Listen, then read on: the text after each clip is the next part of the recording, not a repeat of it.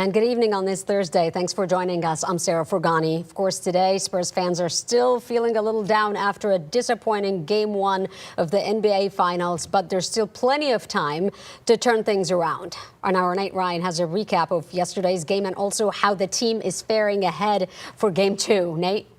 Yeah, Sarah, Spurs are trying to stick to script. It is a best-of-7 series. Now, the Knicks do have a 1-0 lead in such. Yesterday, though, San Antonio's offense sputtering in the second half, led by as many as 14, but the Knicks holding the Spurs to 95 points.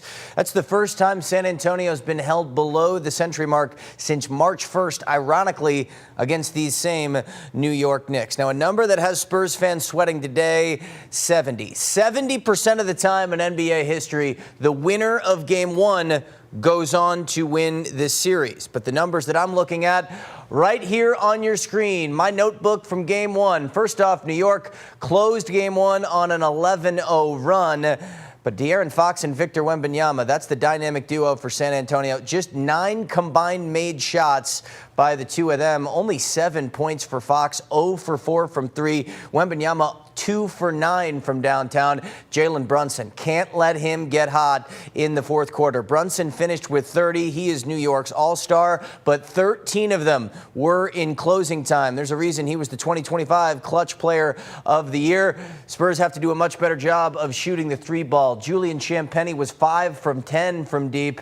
Everybody else not as strong. Just 26% from downtown. That's a recipe for a tough night. And lastly, I'm looking at Keldon Johnson. This is the 6th man of the year in the NBA. Keldon only played 8 minutes last night. He's got to be better. I was talking with Avery Johnson post-game last night, singling out Keldon. This is a guy who had 11 points in the critical Game 7 against Oklahoma City. Last night was the first game of the entire playoffs that Keldon Johnson played less than 10 minutes in a single game. 7-game series are all about depth. Spurs are going to need it if they want to claw their way back into this one. Good news for San Antonio, losing Game 1, not the end of the world. They did lose Game 1 to the Minnesota Timberwolves in the Western Conference semifinals, came back to win that series in 6. 2 different times they faced deficits against Oklahoma City in the Western Conference Finals, both at 2-1 and at 3-2. There's a reason the Spurs currently in the NBA Finals. Also worth noting that last year in the NBA Finals, Indiana Pacers and Oklahoma City Thunder, the Pacers won Game 1. Oklahoma City came back to win that series and lift the trophy in 7. But a lot to be sorted out ahead of Game 2. There's a lot of numbers for me. I'm just crunching the calculator sitting at my desk here, the stat book. How about that? No kidding. Close the rule book on that one, Poindexter. Where's Stiller? Bet Stiller's in town. That's a dodgeball reference. You like that, BT? Love it.